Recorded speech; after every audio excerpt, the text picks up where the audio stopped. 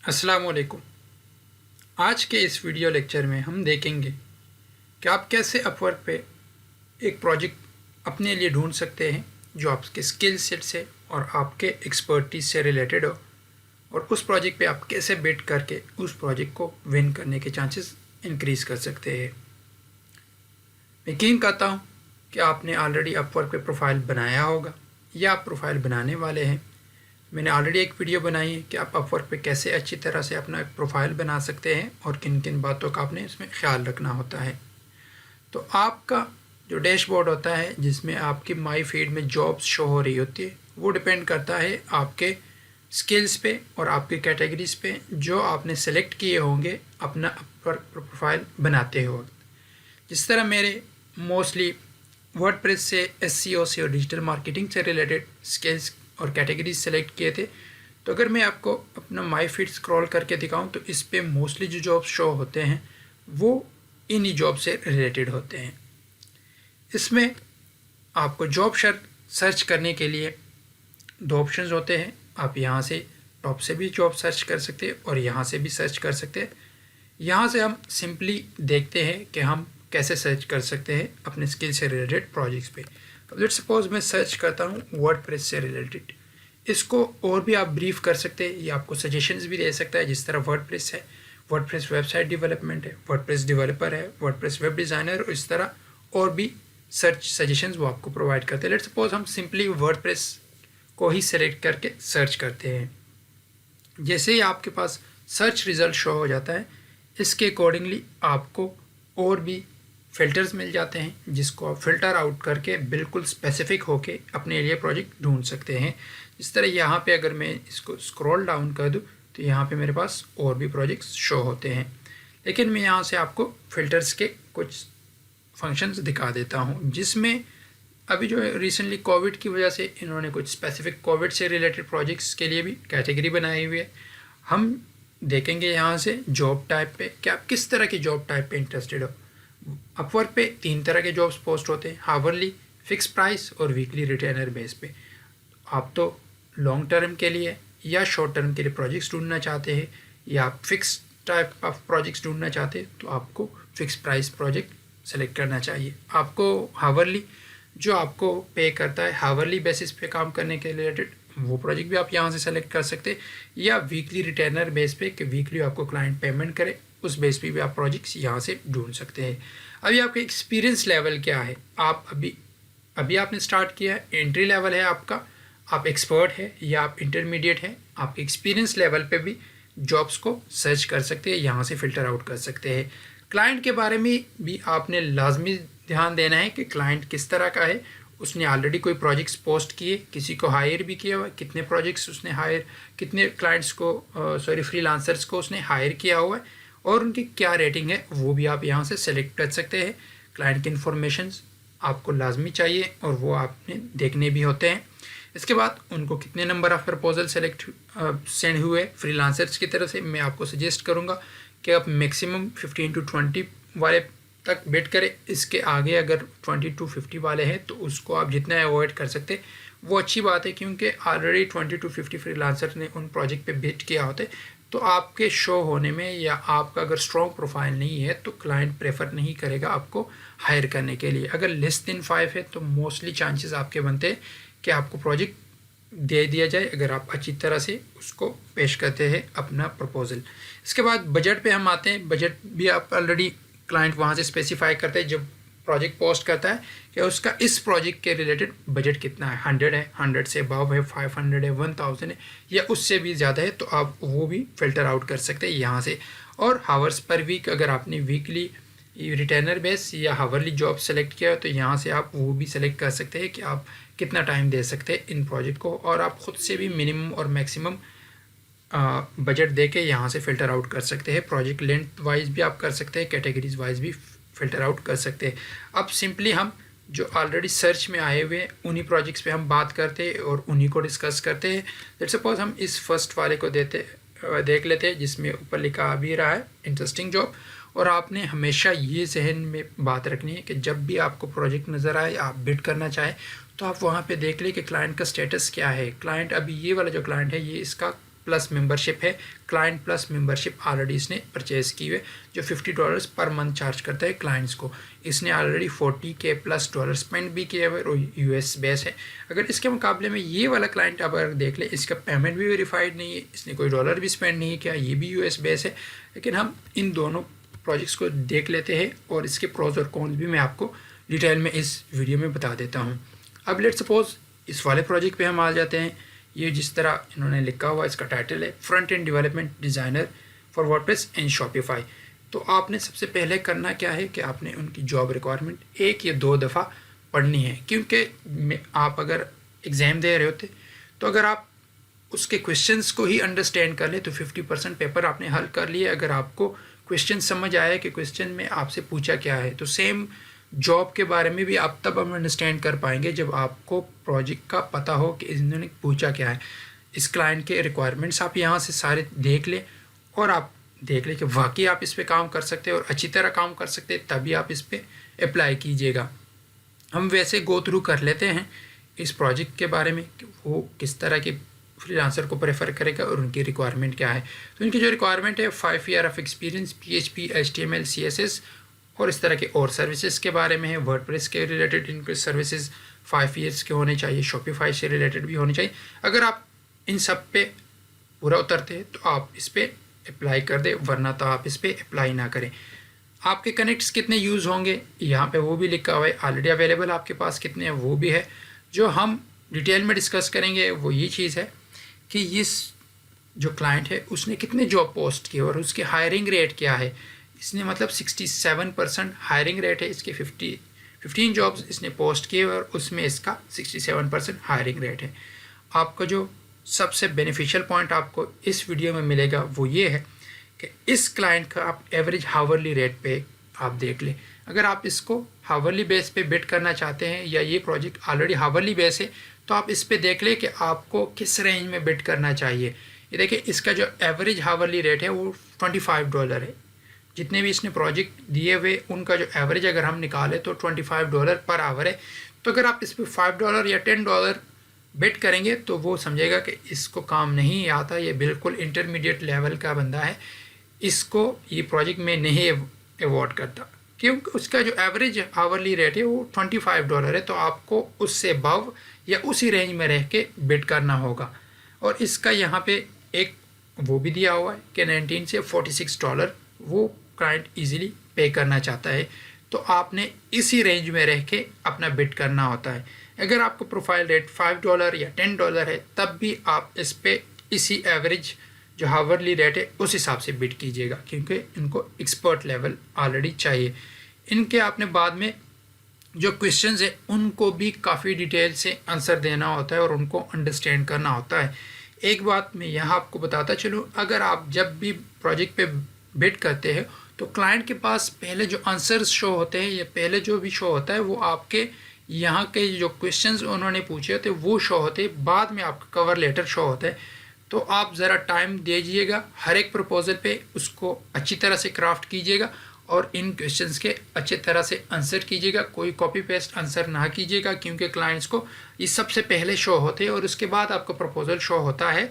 तो आपने इसमें कोई भी कोताही नहीं करनी, आपने अच्छे से रीड करके इसको जॉब को प्रपोजल सेंड करना है। इसके बाद स्केल एंड कैटेगरीज आ जाती है। इसके बाद प्रपोजल आ जाते हैं कि कितने फ्रीलांसर्स ने ऑलरेडी इनको प्रपोजल सेंड किए हुए, 10 to 15 है, आप बिड कर सकते हैं इस पर। अगर इससे ज़्यादा होते, 20+ होते या 50 तक होते, तो मैं आपको कहता कि आप इस प्रोजेक्ट पे बिड ना करें, क्योंकि आपके चांसेस काफ़ी कम हो जाते हैं।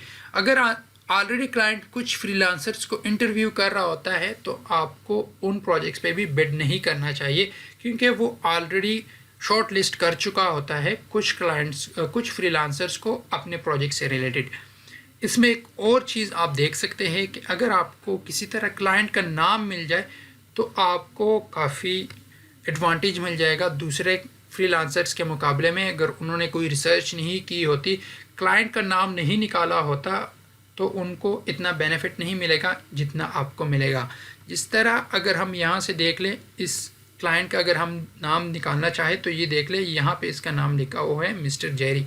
यहाँ से भी हम देख सकते हैं तो जेरी इसका नाम है। जब भी आपने इस प्रोजेक्ट पे बिड करना होता है। लेट्स सपोज मैं अभी इस प्रोजेक्ट पे बिड नहीं कर रहा, वैसे मैं आपको दिखाने के लिए मैं अगर इस प्रोजेक्ट पे बिड करता तो मैं किस तरह करता, तो वो भी हम यहाँ से देख लेते हैं।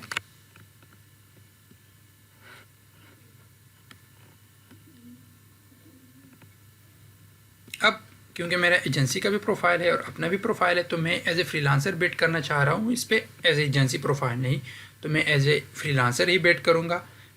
और यहाँ से मेरा जो हावरली रेट है वो 50 है, क्योंकि इसका जो रेंज है वो $46 तक है, इससे ज़्यादा नहीं है। तो मैं अपना जो रेट होगा वो मैं इस यहाँ पे 42 या $43 रखूँगा।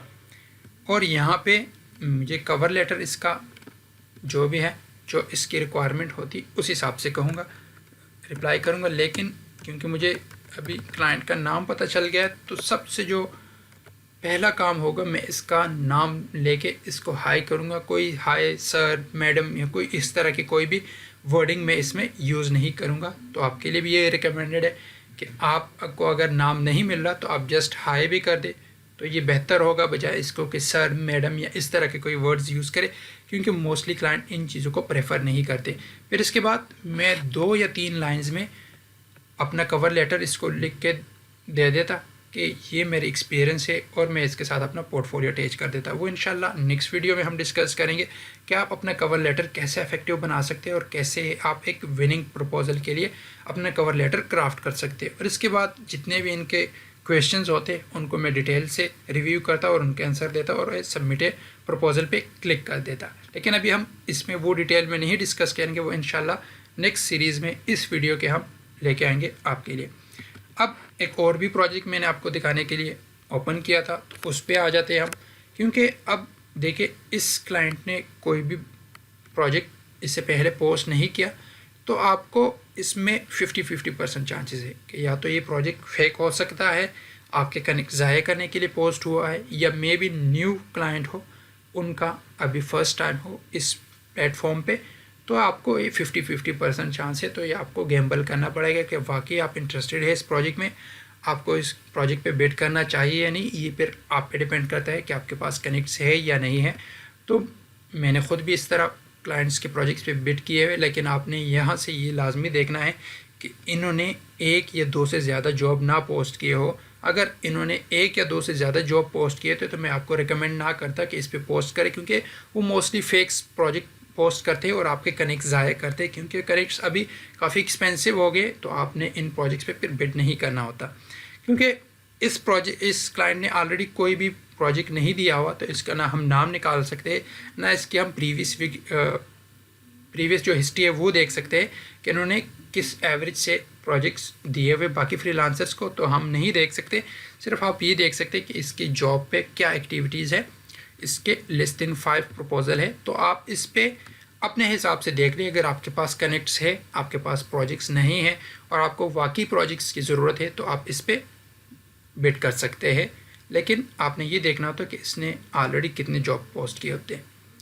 ये जो एक्सपीरियंस मैं आपके साथ शेयर कर रहा हूँ, ये ऑलरेडी मेरे जो क्लाइंट्स के प्रोफाइल है उस हिसाब से मैं आपको शो करवा रहा हूँ, क्योंकि ऑलरेडी मेरे पास क्लाइंट्स के भी अकाउंट हैं और उन क्लाइंट्स के लिए मैं एज ए हायरिंग मैनेजर भी काम कर रहा हूँ। तो मैं आपको उनके जो क्लाइंट्स पर्सपेक्टिव है, क्लाइंट्स को कैसे प्रोजेक्ट शो होते हैं, वो भी दिखा देता हूँ अभी इस वीडियो में।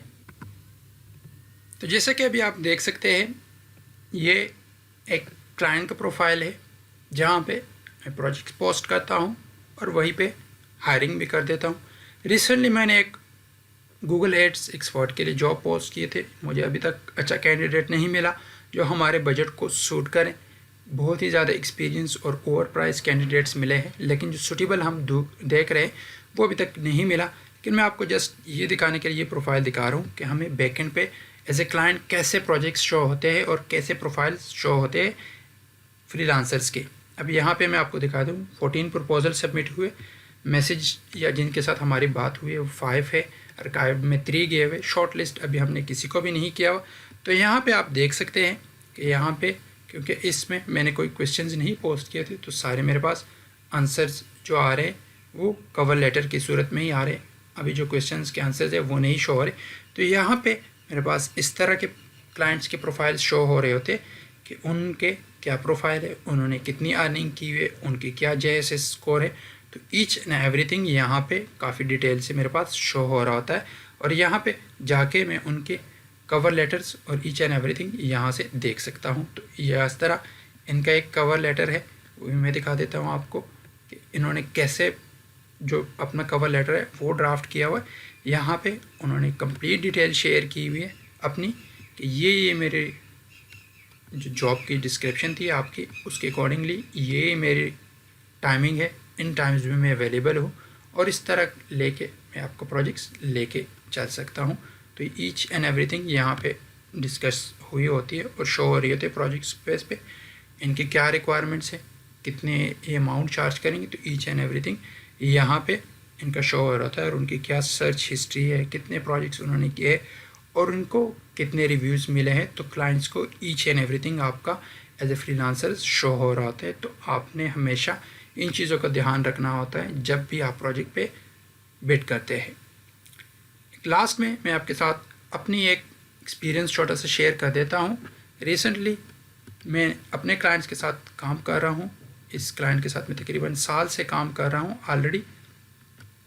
तो साल पूरा होने के बाद मैंने इनको मैसेज किया है कि मैं आपके पास $10 पर आवर के हिसाब से काम कर रहा हूँ। प्रीवियस ईयर बहुत ही अच्छे क्लाइंट है, बहुत ही नाइस क्लाइंट्स है। इनका वीकली 7-10 या एवरेज अगर हम निकाल दे 3 to 5 average per hour weekly मैं काम करता हूँ।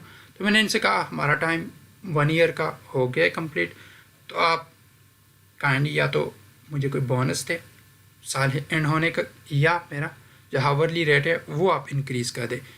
तो काफ़ी अच्छे क्लाइंट्स थे, उन्होंने कहा ठीक है हम आपका जो क्वेश्चन है वो आगे कर देते हैं, क्योंकि ये एज ए प्रोजेक्ट मैनेजर काम कर रही है मेरे जो मेन क्लाइंट है उनके साथ। तो उन्होंने आगे से मुझे रिस्पॉन्स कर दिया कि ठीक है हम आपका हावरली रेट जो है वो $10 से $15 पर आवर पे ले जाते हैं। तो आप जिस तरह के देख सकते हैं जो शुरू में मैंने 1.30 जो काम किया था वो मुझे $10 पर आवर के हिसाब से इस वीक में मिला है। लेकिन जैसे उन्होंने टाइम मेरा जो था वो $15 पर आवर पे ले गए, तो अभी जो कल मैंने काम किया है 1 आवर का तो वो $15 पे चला गया। तो आप इस तरह काम करके अपने क्लाइंट से अपने जो हावरली रेट है वो भी इंक्रीज़ कर सकते हैं, वीकली जो आपका हावरली लिमिट है वो भी इंक्रीज़ कर सकते हैं।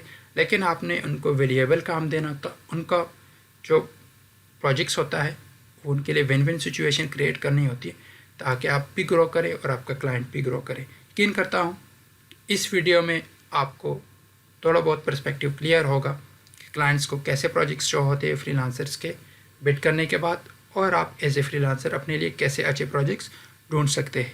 अगर ये वीडियो आपको पसंद आई होगी तो इसको लाइक कीजिए, अगर चैनल आपने सब्सक्राइब नहीं किया हुआ तो सब्सक्राइब कीजिए।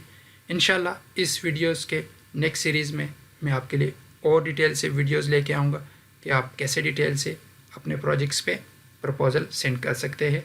मिलते हैं इंशाल्लाह फिर नेक्स्ट वीडियो में। अपना बहुत सारा ख्याल कीजिएगा। अल्लाह हाफिज़।